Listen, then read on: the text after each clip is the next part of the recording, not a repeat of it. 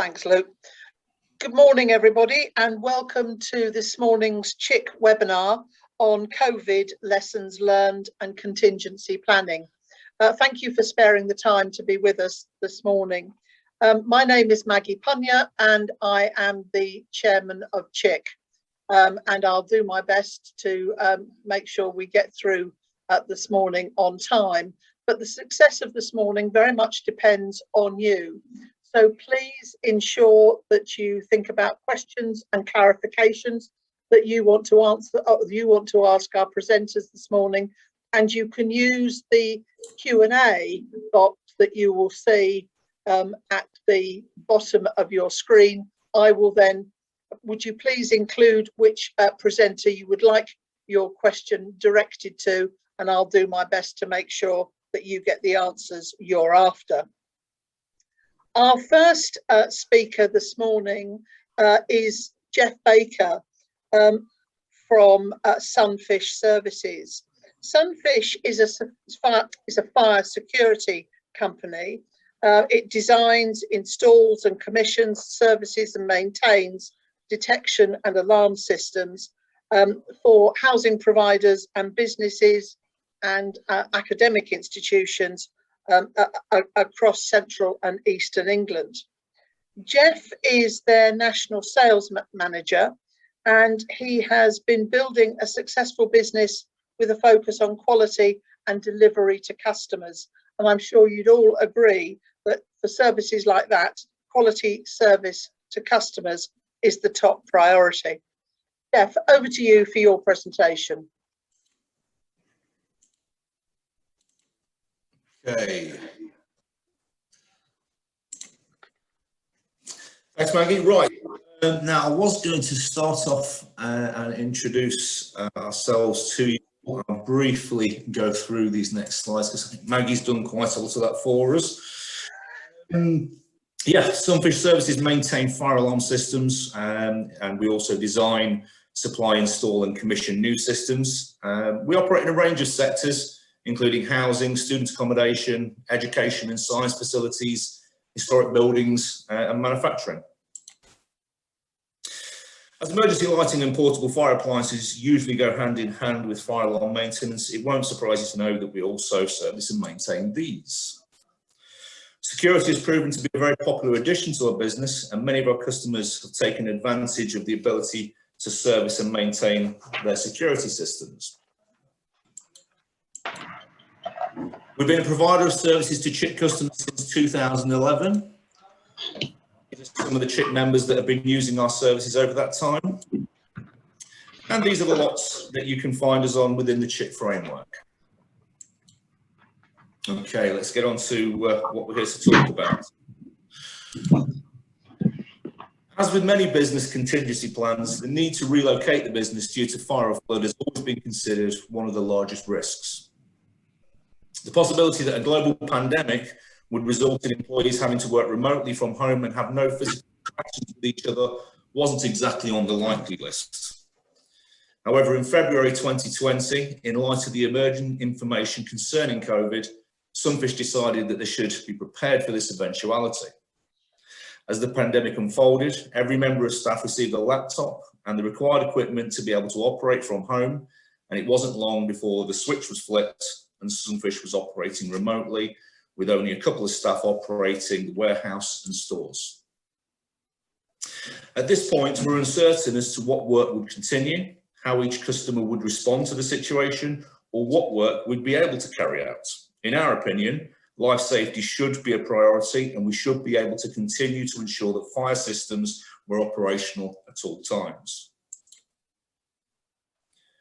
Due to our close links to the Fire Industry Association, our Managing Director got in touch with Ian Moore at the FIA, urging him to speak to the Home Office about the need for fire engineers to be given key worker status. In March, James Brokenshire, Minister of State for Security at the Home Office, extended the key worker status to all fire safety personnel. A new, tougher fire safety bill was announced, and the government confirmed that compliance testing was a requirement that must continue throughout the pandemic. This meant that it was business as usual at Sunfish Services, only nothing was usual, and it was essential that we adapted to the rapidly changing environments that we found ourselves operating in. However, with the green lights from the government, Sunfish Services were able to continue to provide an uninterrupted service to its CHIC members as the nation went into lockdown. As it became apparent that PPE was going to be a requirement, both from a legislation perspective and from the perspective of our own preference for absolute safety, Sunfish secured its supply of PPE to ensure that our engineers were well equipped to operate in a safe manner. All risk assessments now carry COVID-19 risk management in line with government guidance for working in homes and on construction sites. And it was also necessary to ensure that all site-specific requirements were catered for. For instance, some sites might require a COVID test prior to entrance. By the time the first lockdown had come into effect, we already had all staff operating remotely for several weeks. With all our systems fully operational in the work from home format, the next challenge was to ensure business continuity and delivery of services for our customers. There was now a higher probability a member of staff may have to self-isolate through no fault of their own, might test positive for COVID-19 or indeed be ill. Whilst we as a company took all possible precautions to mitigate an isolation or sick member of staff, we had to be ready to react to such a situation and still fulfill our obligations to our customers, and in doing so, protect lives. Along with the rest of the world, we became masters of Microsoft Teams and Zoom. All meetings, both internal and external, were held in this way, but effective communication became key to efficient operation of our engineers, and in the rare case of an isolation, our actions to ensure delivery of service. One of the biggest things people miss when working remotely is that daily interaction with colleagues. And with a higher degree of pressure on delivery as a result of COVID, we decided to put things in place to bring employees back together in a social environment. We organised quizzes, fun presentations, and amongst other things, all on Teams, which kept everyone in touch on a social level and proved to be very popular. The only people still operating at head office were warehouse, stores and dispatch, and these staff kept our engineers operation throughout. Over the course of the summer, we gradually reintroduced staff into the office, making sure the office is a COVID secure environment. We changed the seating plans, introduced screens, increased sanitation to every few hours. Temperatures are taken twice a day, mask wearing is mandatory, except when sitting at your desk facing away from colleagues. Now, the next one, increased business demand. We see a lot of businesses haven't seen this during the course of the pandemic. However, in our industry, we did see this. As the COVID climate changed, it became clear that things would not be going back to normal anytime soon. As a result of this, businesses in certain sectors took the opportunity to carry out works that would normally be more difficult to perform if their buildings were occupied. In certain sectors, we've seen increased focus on health and safety, with more businesses giving fire safety the attention that it needs. One area that we've seen a spike in is security. We've had an increase in demand for CCTV on sites that have been having problems with illegal gatherings. We've had requests for improved intruder systems for buildings that are now sitting empty or unused. Requests for access systems to provide more control over who is accessing certain buildings. But the most common request has been to replace faulty intercoms because the DPD driver can't communicate with the residents. The largest increase in demand in security has come from the housing and accommodation sectors. So, okay, what impact has this had on our business? Well, we're very pleased to be able to report that we've had very few cases of COVID among staff. We're also very pleased to report that we've had very few instances where staff members had to self-isolate.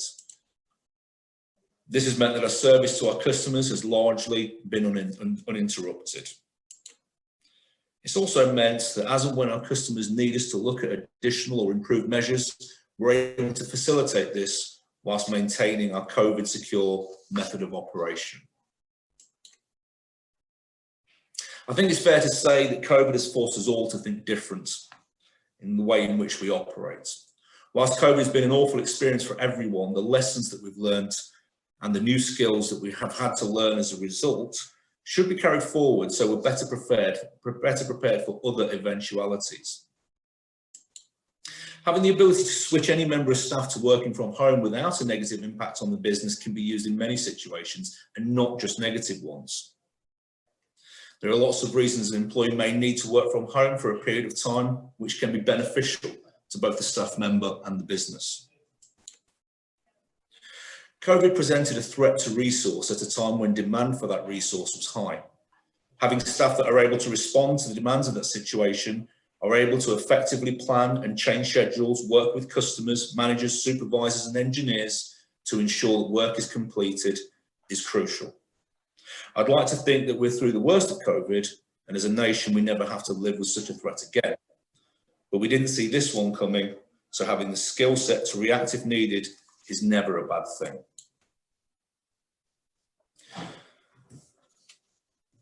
Now, we're not through this pandemic yet. As we develop our strategies for creating an even safer environment, we're striving to keep our internal cases down, our instances of self-isolation down, and in doing so, we can keep our service levels up. All of these are strategies that we've adopted, with the exception of testing, which will be commencing in the next few weeks. We'll continue with these measures, and along with the vaccines, ensure that we protect our staff, and in doing so, protect our customers and ensure their properties are kept safe from fire and their security needs met. Well, that's me done. Thank you for your time today. I shall hand back. Jeff, thank you very much indeed. And I think it's always interesting to know that the challenges that have been faced by business is remarkably similar to the challenges faced by, say, housing providers and other organisations, perhaps in the third sector as well. Thank you very much indeed for that. I'm now very pleased to welcome Christine Duggan, because I know Christine had troubles joining us this morning. Good morning, Christine. Christine is Director of Operations with Connexus. And if you haven't heard of Connexus, it's a rural association operating across Herefordshire and Shropshire with approximately 10,500 properties.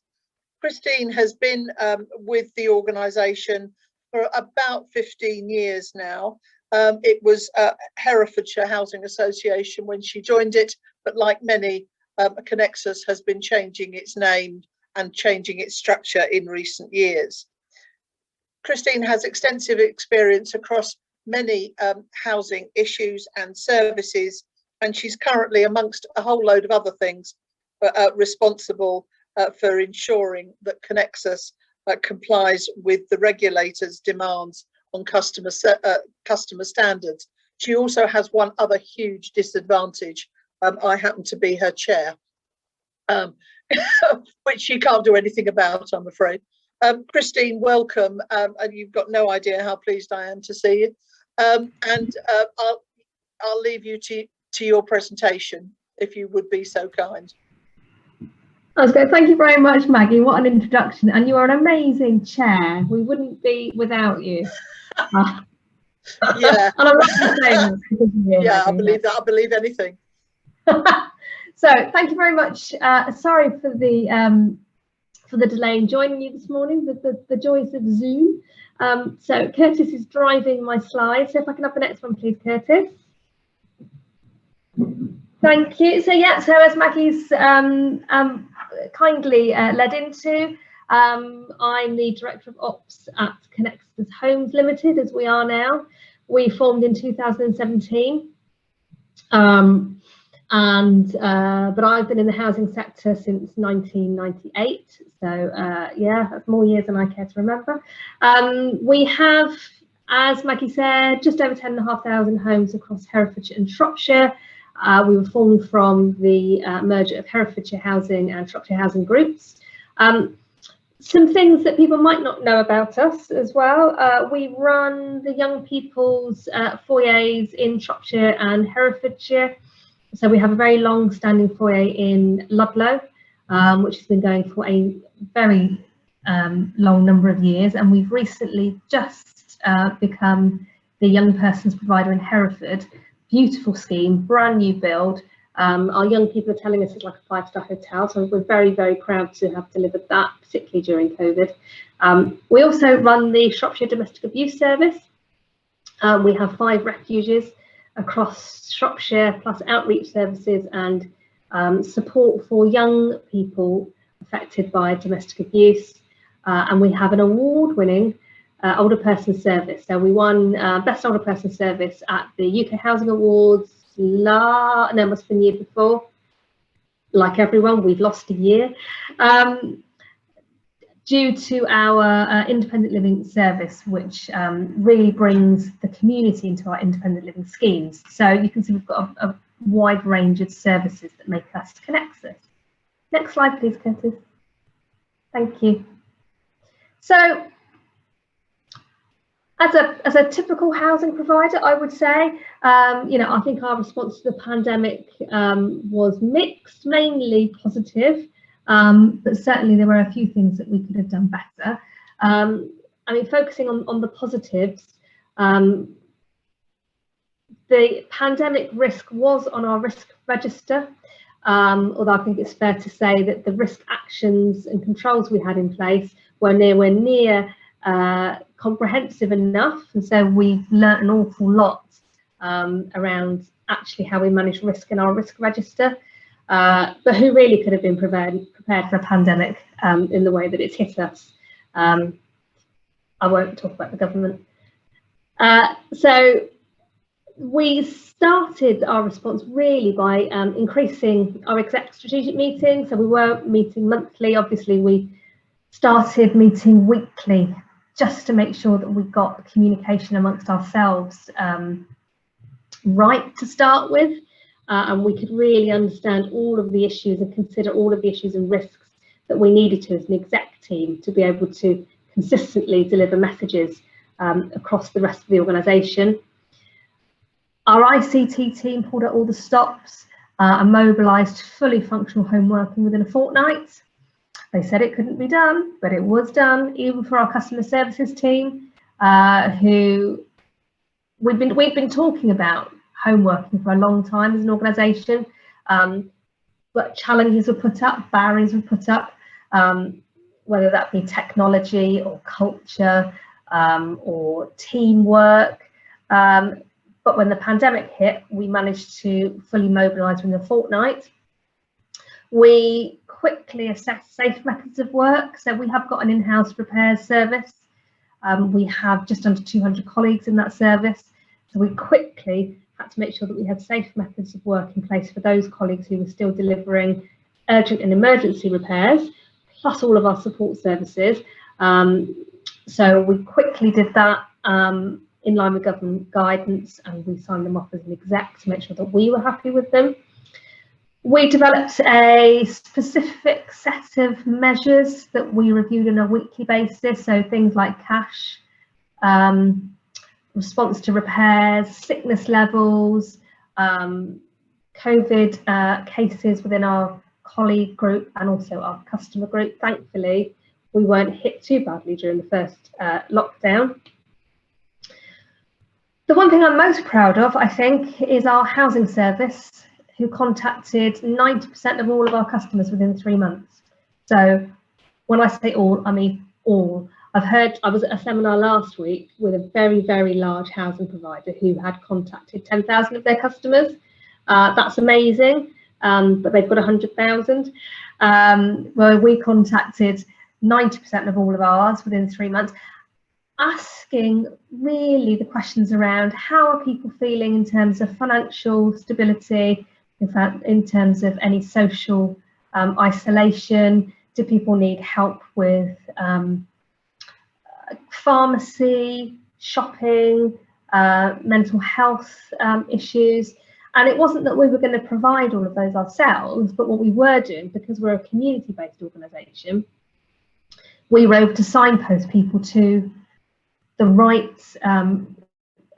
groups or the right agencies that could help with that. I mean, you remember during the first lockdown, there was an army of volunteers that popped up on Facebook delivering shopping and picking up prescriptions, etc. And so because of our community knowledge, we were able to link in with those groups, and our customers really benefited from our local knowledge. The biggest learning for us from that was actually our customers are really resilient, and most of our customers were fine and didn't need any support, but the people that did need that extra support were so grateful that we contacted them. And as far as I know, and I would like someone to correct me, but I think we're the only organisation that did that across the whole of our tenant base. We developed a hybrid repair service very quickly. So clearly during the first lockdown, most trades had to cease, but we did obviously have to still continue with our urgent and emergency repair service. So we quickly developed what that looked like. And our social media comms were top notch. So we've got a very good comms and marketing team. And I know social media is not the be all and end all, but it does reach an awful lot of people in a very short space of time.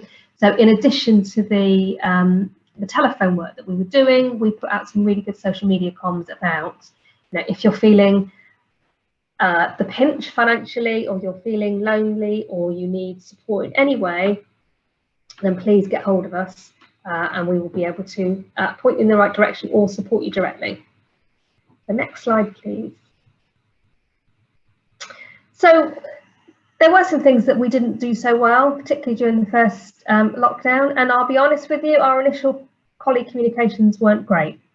Only in that the speed of information that was coming out from the government and the speed of information that was coming out the news every day, people were expecting that kind of response from us as their employer.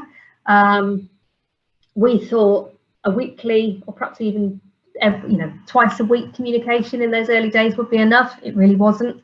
And so we quickly learned that actually we needed to be giving out daily updates, even if it was to say nothing's changed.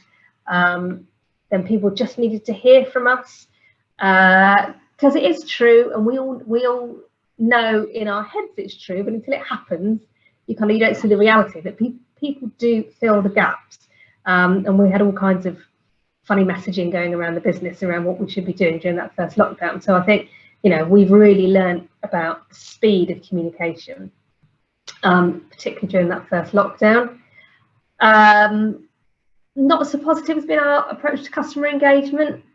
We had a very traditional customer engagement methodology, I would say, aside from the calling everyone in the first 3 months, but I'm talking about scrutiny activities or policy and strategy feedback type initiatives.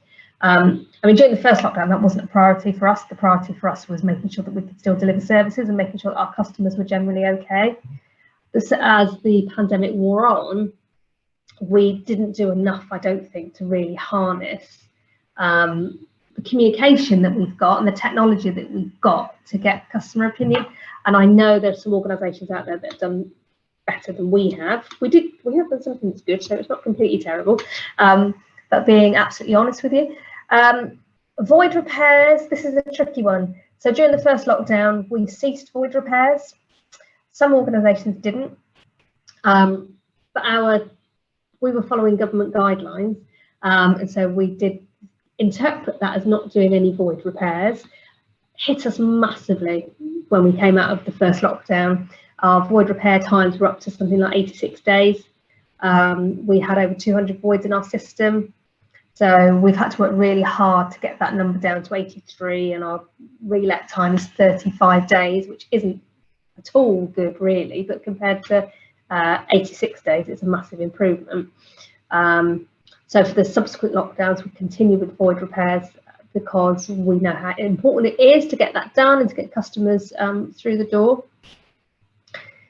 There was a lot of pressure on our support services. So when I say support services, I'm talking about the refuges, the young person's foyers, the independent living service. Those services had to keep going throughout the pandemic. So when most of us were working at home or doing minimal repairs, those services had to carry on as normal. We did manage to second in some people to help with the pressure, but it took a little bit of time. And I think in hindsight, we should have seen that as a pressure earlier, to be able to respond more quickly and take the pressure off of those services. And I'm not so positive lockdown 3. I've only put in that in there because lockdown 3 was just horrendous, wasn't it, for everyone? You know, quite a few people, including myself, not enjoyed, but enjoyed the freedom of the first lockdown in a lot of ways. I've got 2 young boys, so spending some more time at home was great. Lockdown 3 was just horrendous. And so we had to do a lot of work as a business to really keep in touch with people. More so, I think, than in the first couple of lockdowns, to make sure that people were okay, you know, mentally, and weren't feeling overstressed. So we changed our one-to-one process to make sure that we always start with, and how are you, and how is this, and just try and get that the temperature check on the business. And I'm glad to say we don't have a big issue with people off with stress or anxiety or depression. I'm not saying that's down to us, but I think, you know, our approach as a supportive employer, I hope that helped people not to go off poorly. Next slide, please, Katie. So, I mean, in terms of the things we've learned, the things we're continuing with, the biggest thing for Connexus, the biggest change for us as a business, is our approach to working. So we have adopted a hybrid working approach, whereby we are much more flexible as an organisation. We cover 150 miles. It was really difficult for us as leaders, particularly, to cover that geography and feel like we were really in touch with our colleagues. It was impossible, really. And so we really embraced the hybrid working approach that is available now because of the technology that we've got. So, you know, we use WebEx, but people use Zoom, don't they, Teams, whatever. You can be in the room with somebody who is 150 miles away, and then be in a room with somebody who's 20 miles away without having to do the wasted miles up and down the A49 for us, for those of you who know the A49, the road to nowhere. So that, as a business, we're really adopting that hybrid way of working, where people will be in offices for collaborative activities, team meetings, training, process mapping. You can't do process mapping on WebEx or Zoom. You need to be in a room with Post-it notes. So that model of working is that's the biggest thing for us. And I think it's no exaggeration to say that it is brought our culture forward. I would say that culture will take about 5 years. We have hub-based teams, so we're not expecting people to go into our head office necessarily. People can work in our hubs that are within our communities. We have 28 independent living schemes that have office accommodation that we can use, and we are expecting people to use that accommodation to drop in, do their printing, have a cup of tea, meet with the customer, and then be out in the community. That is what our customer service approach is all about, being out in the community. We'll be keeping the prevention telephone service that we had, and so we have a set of prevention workers and tenancy sustainment workers who previously would only do home visits or talk to people over the telephone. But now we've got an option on our main telephone line. If you need to talk to the prevention service, press through, and you go straight through. That's been really successful, so we're keeping that. When I talked about customer engagement, the one thing we have done well is adopt an online consultation portal and use social media a lot more. So as a result of the online consultation portal, and also we did a launch around Together with Tenants, we have around 75 new customers who are willing to engage with us. Previously, if I'm being honest, we have 10 as part of our scrutiny group before, so that's a massive increase. Virtual viewings, so customers not necessarily having to get into properties in order to view them before sign up is certainly something we'll be carrying on. Stand-up meetings. I know some organisations were already doing this, and we were a little bit behind the curve. But stand-up meetings for our trades have been brilliant. So, we actually call them car park meetings at Connexus. So you'll have your team meeting first thing in the morning in the car park. It's half an hour at the most. Everyone's socially distanced, and then people get on with our day. Our trades love that compared to having to come in. I know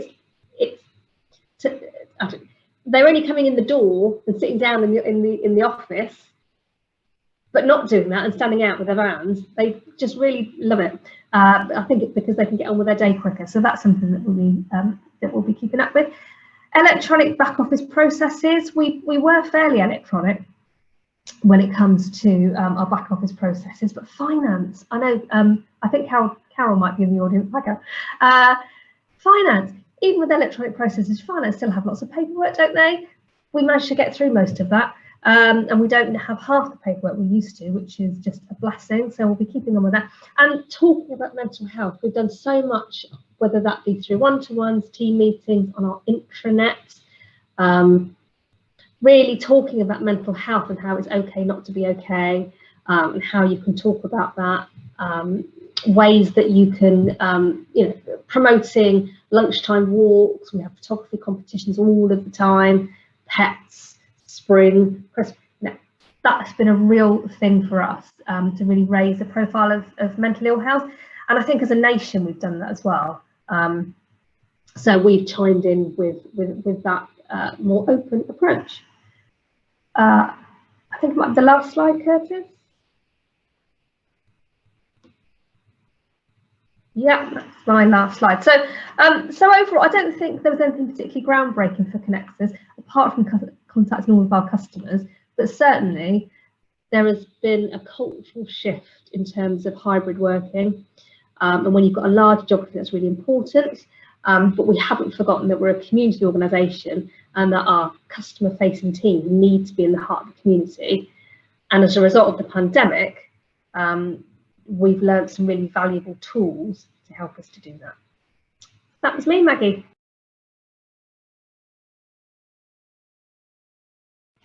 Oh, Maggie, you're on mute.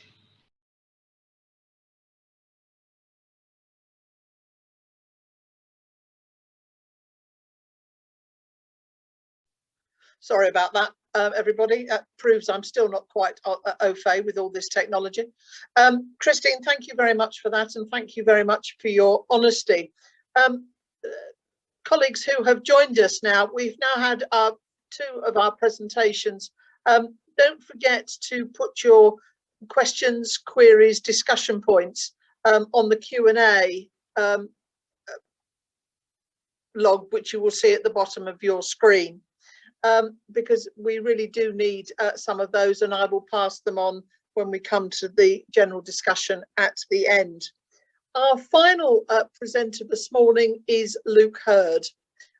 Luke is the Chief Operating Officer with CHIC and has been steering the organisation through the pandemic, as well as ensuring that we maintain our service to our members, customers, and those who are beginning to realise that perhaps CHIC has a useful service offering to give to the wider world.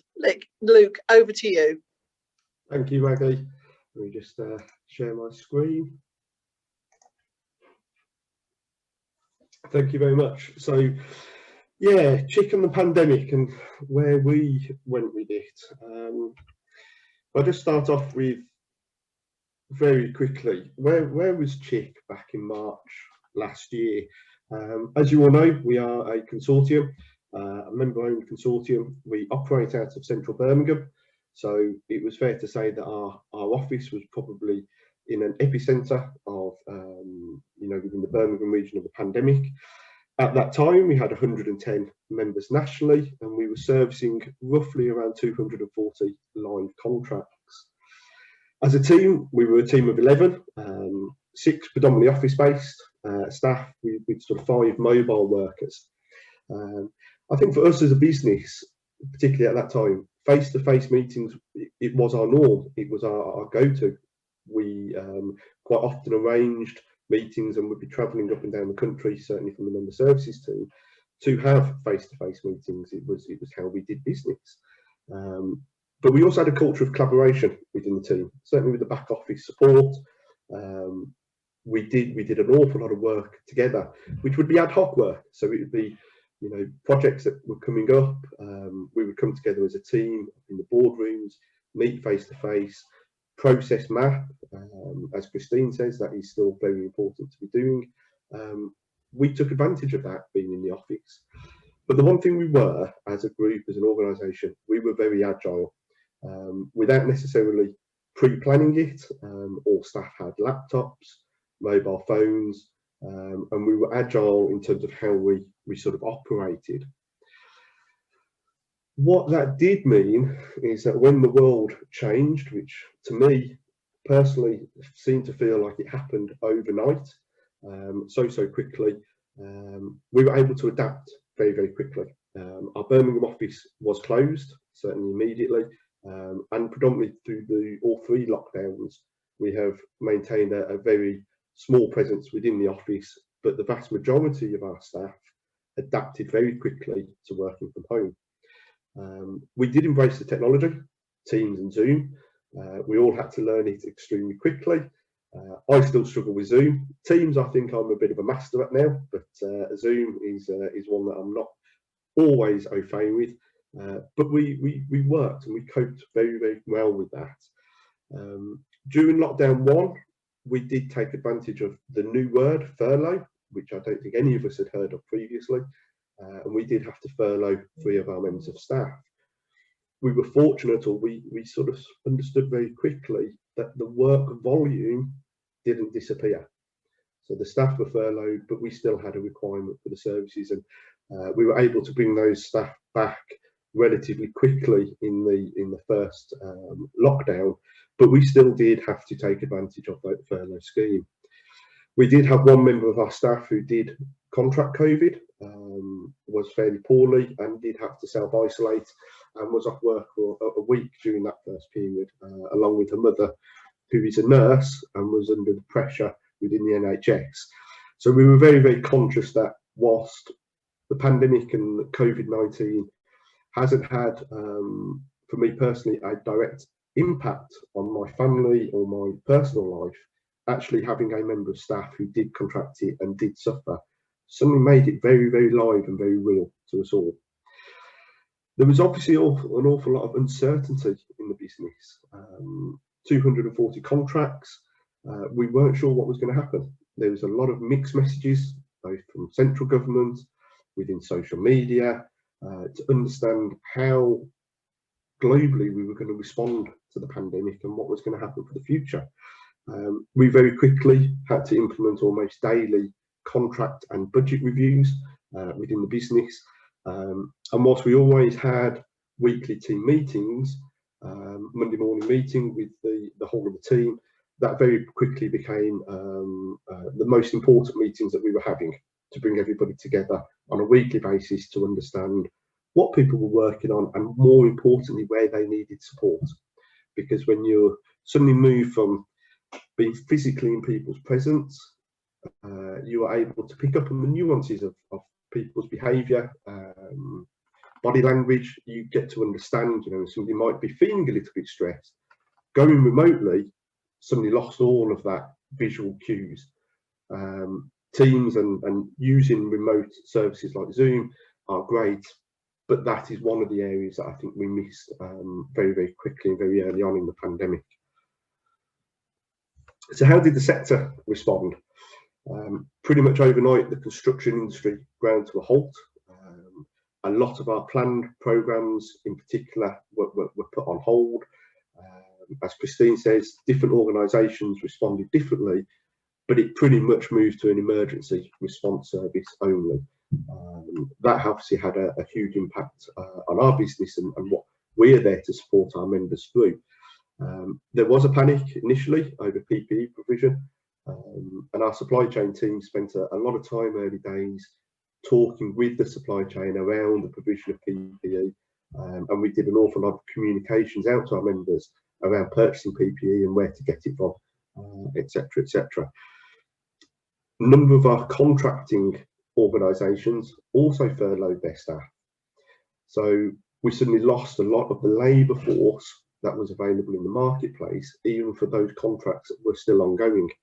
And certainly during pandemic or lockdown one, the material and manufacturing merchants effectively closed their doors, stopped supplying materials. And this wasn't because they didn't have the materials available. I think a lot of the contingency planning, actually in preparation for Brexit, meant that the materials when the pandemic hit were available. But due to isolation and wanting to remain safe during the pandemic, a lot of them did actually close their doors. But if there's one thing for the housing sector, it is resilient. It bounces back very, very quickly. And we certainly saw that sitting in our role, working across the sector.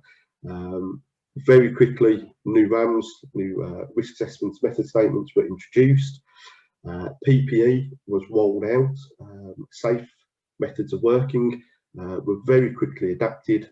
And as Jeff said, it was one of the highest testaments really to our supply chain and our contractors in how well they responded to those pandemic issues. We also saw that key plan programmes did continue. Building safety, compliance work, government mandated that had to continue. We saw that certainly through all of the lockdown, and fire stopping works, fire prevention works, most definitely needed to continue. And some of our larger plan programmes, which are around fire stopping, they did certainly continue. Merchants adapted as well quite quickly, introduced time slot click and collect to allow the contracting industry to get back to a form of normality, albeit on a much slower specific pace.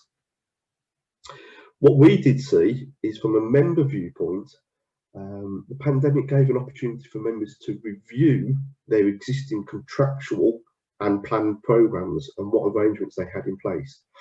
So as a business, there's a consortium that is there to support our members to make sure they remain compliant in their contracts and that they have the right contracts and the right contracting arrangements in place. We've seen a huge increase in our workload.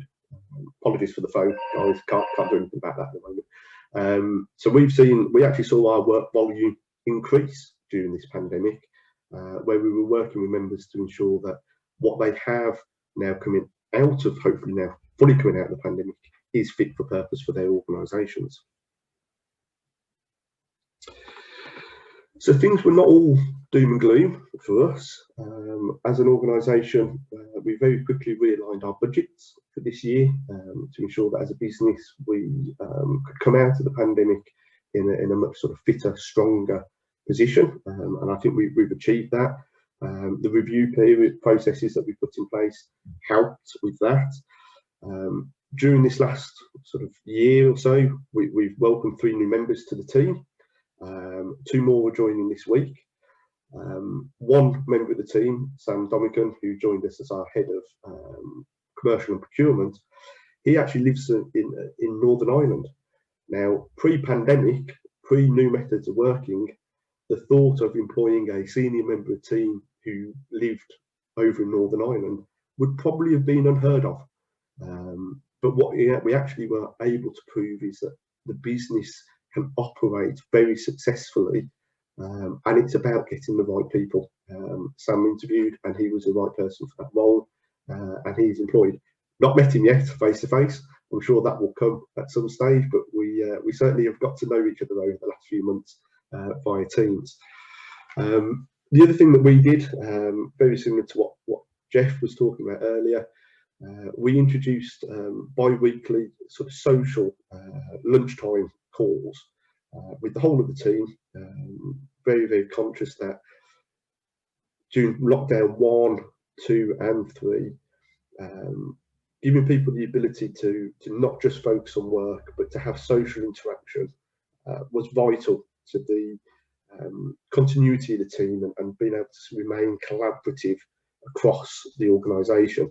I introduced it as a quiz. which went down very, very well. I think Victoria Speakman is our current leader of the quizzes at the moment. But it was an opportunity to have a bit of fun.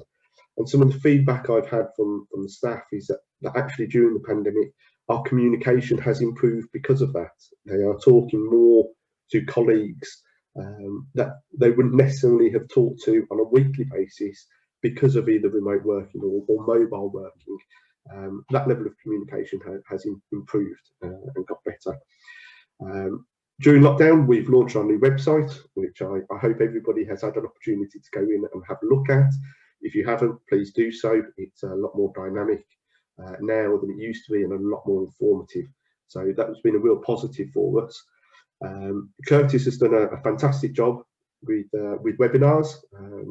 Probably fair to say we had some hiccups as we were learning the new technology, very early days.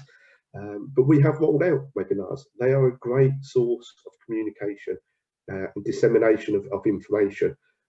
And as a consortium, we need to sit in the middle of that and take a lead on that. So we were quite early adopters of webinars, and we used a series of webinars to replace our conference last year, which were very, very successful. We have acquired the DPS, so a dynamic purchasing system, which went live, which again as a business just gives us the opportunity to offer more for our members, more flexibility around their requirements, and make sure that we are fitter and in a better position to service those requirements moving forward. We've welcomed 10 new members to CHIC, signed up 10 organisations that hadn't worked with CHIC previously that have now come to us, and we are raising, if not have raised, new contracts for them. 30 new contracts, so we're now operating over 120 members with circa 270 live contracts trading through CHIC frameworks and DPS. That is huge growth during a period where, when we went into the pandemic, we were wondering whether or not we would have a business still running at the end of it when everything shut down. So actually to get that level of growth has been fantastic for us as an organisation. The final point on there, we have developed our new CHIC ordering management system for one of our key members, and we'll be looking to sort of roll that out potentially across other members in the future. Again, these are all things that we wouldn't necessarily have had the time and focus during pre-pandemic ways of working to really pick up. And so to have been able to develop and implement all of these initiatives during the pandemic has been a great testament to the team and how they've really pulled together. So where's the sector going? I think it's fair to say the sector is recovering at pace now. Certainly we have seen an increase in volume of work. We have seen an increase in number of contracts trading and getting back up to the pace that they were delivering pre-COVID. Few areas of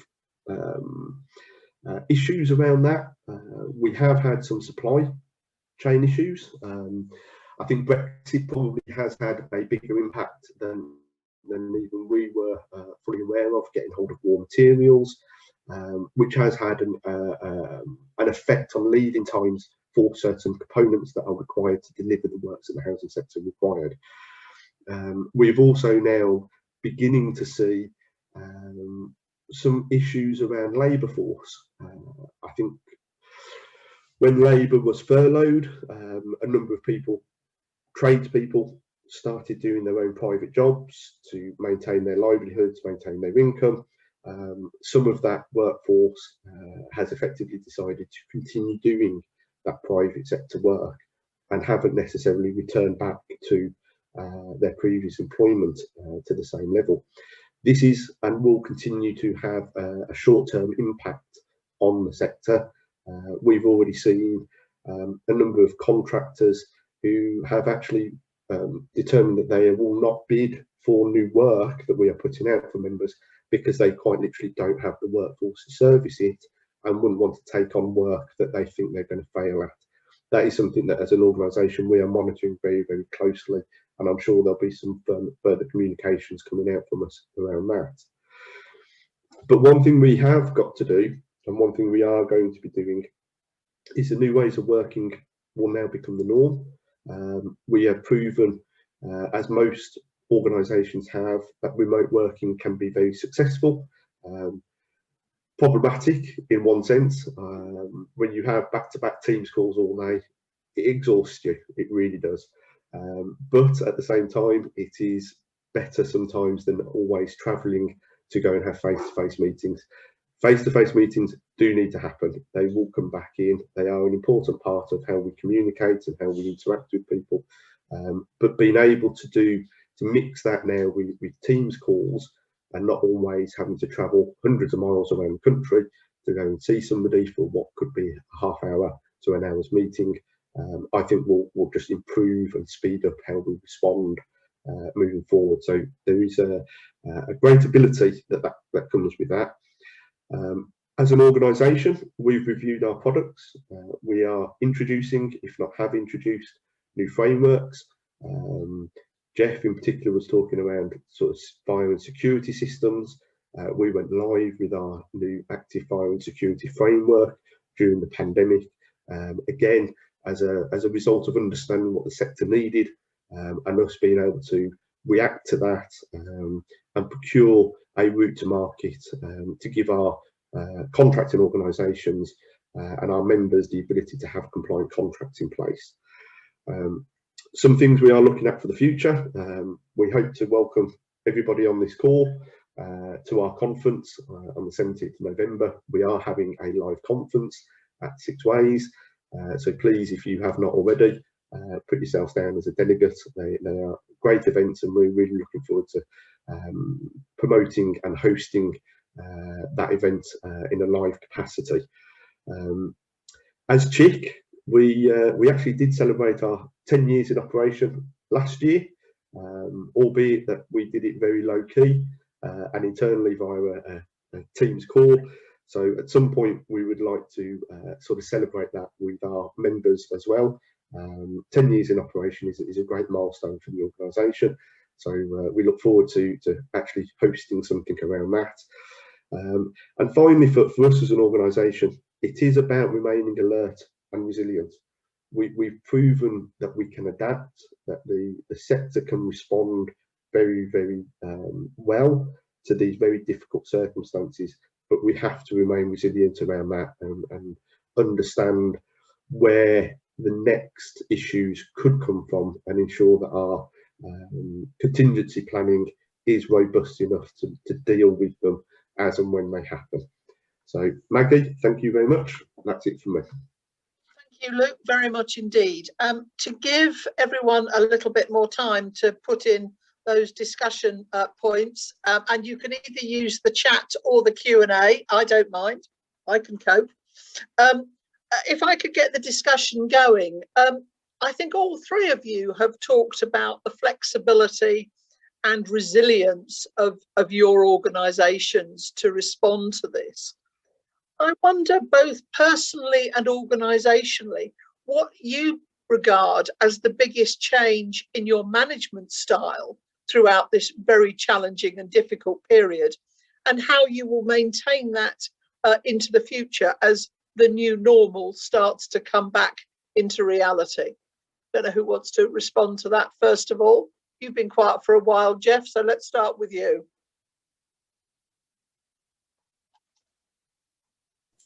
There we go, got on mute. In fact, I think the things that we've had to pay more attention to are the kind of things that we spoke about earlier on. Having foresight, thinking forward, being prepared for things, thinking through, your supply chain. So, okay, this is what I've got to continue to develop. This is what's happening now, but where do I see that going? That's been really difficult over the course of, the last 12 months because we really didn't know where things were going. In terms of a management style and how the senior management of the businesses has adapted with this or changed as a result of this, I think far more attention to, the staff's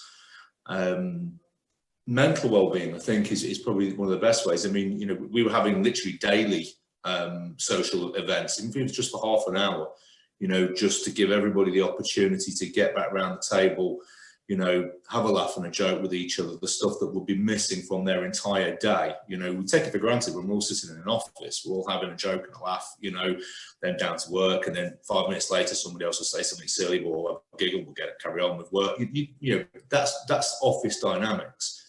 That all of it just went overnight. So, you know, bringing in that half an hour a day, 20 minutes a day, whatever it's going to be, where, you know, people can, you know, log in, log on, breathe, have a giggle, have a laugh, you know, do a quiz. I was always last. No, I was. It became the title. If you're doing a Jeff, you're in last place. But you know, that's something that now we need to continue with that. You know, I think it's a really interesting one that I think Christine, you know, spoke about earlier. You know, that opening line with somebody. How are you getting on? Simple as that. You know, opening something up, just paying attention to people, starting a conversation, starting a phone conversation. You might be talking to an engineer, you might be talking to a senior member of staff. How are you today? You might have a very pleasant message to deliver to somebody, but if, you know, they turn around and say, actually, I'm not doing very well maybe that message can wait. You know, so man management, you know, has been, you know, something that's, you know, definitely, you know, we've adapted to and taken more on board. Thanks for that. Christine, Luke, do you want to add anything to that? Christine? Yeah, I'm happy to come in. I think the thing that's changed for us as an organisation is that we, because we're working from home in the majority, and are moving towards the hybrid way of working, it's about managing by outcomes. So we talked about it for a long time as an organisation. How do we upskill our management team to manage by outcomes rather than by how many hours you are working in the office, and the cult of presenteeism. And it's, for us, when we were working in the office, it was quite a hard thing to get our heads around. But now that we're not working in the office, it's really straightforward. People have a set of objectives. Now, whether they are the trades team who've got a number of jobs to do a day, whether that's the invoicing team who need to get, you know, 90% of our invoices out by a certain date, whether that's us as a team having to prepare committee reports, Maggie, just looking at you, you know, and develop strategic approaches. You know, there are outcomes for all of us. And so that has been the biggest cultural change for Connexus, is around actually managing by outcomes. And then on a smaller level, I think just for me personally, I'm much more agile with my team in terms of, I used to have a very rigid monthly team meeting. We'd all get together. I'd go through what was coming back from exec. They'd give me, it was so, and I knew that it was starting to get a little bit stale.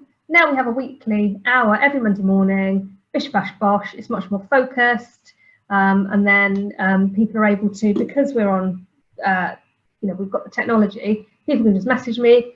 Are you free for a quick call? We'll have a call face to face about something. Whereas when we were all in the offices, if I was in Craven Arms and another colleague was in Wem, they'd put an appointment in to meet me rather than just picking up the phone. So yeah, we've become a lot more focused on outcomes and a lot more agile in our communication. Lovely, thank you for that. Question that's come in, as the government exempted construction from lockdown, has your, you know, what's been the impact of your service on new build, and do you see customer demand changing going forward with more demand for houses with personal space? And I guess, Christine, that's for you to start off, and perhaps Luke, you to come in next. So no, our new build programme is on track. We had the number of handovers that we were expecting last year, and we are on track for the number of handovers that we're expecting this year. So we kept a really tight rein, obviously, on our development programme, as we always do, and that's not been affected. Slight delay to a block of flats in Hereford, but nothing significant, nothing that went out of the Homes England funding timescale. And I haven't seen that demand coming through. But to be honest with you, we generally only build houses and bungalows and flats to standards with personal space. I mean, most of our properties already have you know, a personal curtilage area, so people have got their own personal space. We don't generally build shared accommodation, so no, I would say demand hasn't changed particularly. Luke, do you want to come in on that quickly? I'm conscious of time. Yeah, very conscious of time on that. I think there will be some slight changes to demand. I think certainly from a design viewpoint, in certain parts of the country, most organisations, as Christine says, are already designed with personal space and tenant space in mind of the properties, but certainly around office space or having a location in a building, in a house or a flat that could be adopted into an office. I think that is where the biggest change will occur, because it's going to be more requirements around that in the future. Thank you for that. We've also had, and you may like to take this up offline, Luke, a question about the OJEU regulations changing following withdrawal from the EU, and what's the backup plan? That's from Fred Carter. I'll leave you to take that up offline if that's okay, and hope Fred will find you doing that. Absolutely. Couple of people have raised with joy and delight that, as far as they are concerned, one of the benefits of lockdown and almost the pandemic has that the volume of paperwork has diminished. Have you all, Jeff and Christine, have you all worked hard to ensure that the box ticking and the paperwork and the triplicate of everything has declined? Jeff? Yes. Yes. Yes. Yeah, and that's a yes from Christine. Okay, I'm going to draw this session to a close this morning. I would like to thank all of our participants for giving up their time to join us today, and I hope you have found the discussion interesting and useful. And hopefully it's also shown you that what your organisation has been delivering is actually what the sector has been delivering and what business has been delivering across this very challenging time. And you know, you are not alone in dealing with these difficulties. Just a couple of parish notices, if I may. Those of you who were expecting another CHIC webinar on the 17th of May on Brexit, that's actually been cancelled. But there are other webinar programmes coming along, as they say. It's a little bit like the bus service.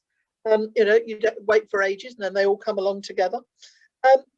But also, and something that Luke mentioned very importantly, please do sign up for the CHIC conference, which is on Wednesday, the 17th of November. It will be a great way not only to meet other colleagues, but to hear what is going on across the whole of the sector in terms of delivery and performance and opportunity for you. Ladies and gentlemen, thank you very much indeed. Christine, could I hang on to you just for a couple of moments, if you wouldn't mind? But ladies and gentlemen, thank you all. Thank you very much to our presenters this morning.